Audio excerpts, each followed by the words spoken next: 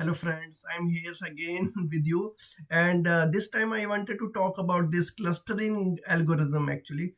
So this is a machine learning based model, and what it does. Okay, you must be wondering what is the regime today. Okay, is it am I in the bull market or in a bear market? Okay, is it a like expansionary market or like are we in a crisis? Okay, so that is the question that sometimes comes to our mind. Okay, so to answer this type of questions I have done this model, and uh, so if you have seen any regime detection model, it is not different from any regime detection model.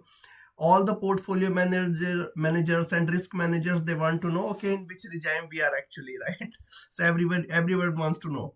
So I ran few experiments and try to determine market volatility. Okay, and when I say market, I mean S&P 500. Okay, so S&P 500 is the biggest. I mean, it represents the US stock market. Okay, it represents the largest stock market, and so it represents market. I took its prices, daily prices, okay, for 5 years actually. Not 5 years, actually 20 years.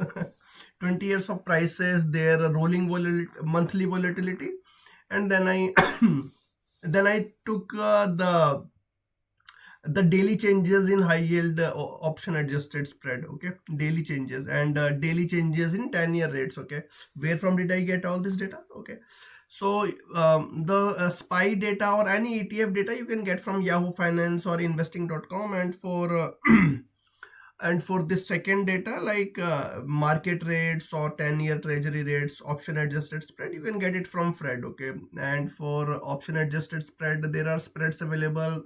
They are published by this ICE BOFA index. It's called ICE BOFA index, and they publish high yield and AAA or AA bond or option adjusted spreads. Okay, so so that's from I got my data. Okay, and the goal was to actually um, create a model that can detect market regime. Okay, and what happens if you know the market regime? Okay, then you can plan, right? If you are in a crisis market, then you can hedge your exposure. Okay, I may okay, I want to hedge my equity exposure, or I don't want to make any more investment in the equity or fixed income, or I want to hedge my currency exposure. Yeah, that's what you would like to do in a like crisis market, right? But when it is a bull market, then you want to expand. Okay, you want to invest more. So that's what it is about. Okay, so that's how your, if you know the your regime in which you are, then it is very easy for you. Okay, so if you see that, so this is my sorry. Okay, let me open it somewhere. Okay, let me show you what I got. So this is the regimes, okay, that I plotted. So it started from 2005 actually, and if you see these red lines, sorry, red bars, so this is 2007 to I think 2009, that period. Okay, with crisis. Okay, in that period, and you see there are many red bars here. So these are the crises. So one was in like so this is the COVID crisis, the biggest bar that you see, the high volatility in the market. Okay, and you will also see one more thing actually. In all these crisis periods, the Sharpe ratio was very low. There was very little return, high volatility. The stock market tanked. Okay, so it is very interesting. Okay, if you study the market regime indicator, and I will show you one more chart actually. Okay, and this is my second chart. As I told you, I used four features, right, in my machine learning clustering algorithm. So I used returns. Okay, it is like daily returns. Okay, this is volatility, rolling volatility. Okay, and one more thing, so these are scaled. You might be seeing G scale distance between states. Okay, so these are scaled values. Okay, so when we use machine learning, the traditional machine learning, I'm not talking about LLM model. So in the traditional machine learning, you pass features, and those features have to be scaled. And in this machine learning algorithm, I have used scaling using using expanding period method. In this expanding period method, I avoid the look ahead bias. Okay, I okay, I will show you the method. Okay, I avoid the look ahead bias, and this is the method which is used.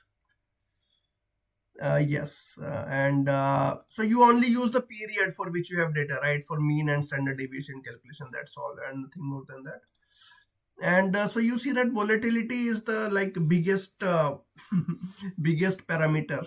I mean, most strongest parameter, strongest feature, because it has the biggest difference between the crisis versus expansionary period. Okay, volatility is the biggest driver. Okay, if I had used only volatility and ignored the others, then it would have also worked. But you see, if I added other parameters, then it added nuance to my analysis or the model. So yeah, it's a good idea to add other parameters. And volatility also works in one other way. It is actually result rather than actually the base factor. Okay, all these factors are actually amplifying through their combined effort the volatility. So that's the main point. So that's why volatility is such a strong factor here, such a strong feature. And so that's all. And this is a cluster based unsupervised learning, so that's also important thing. Okay, cluster based unsupervised.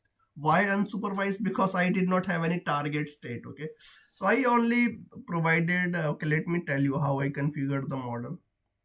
So sorry, what are the hyperparameters of the model?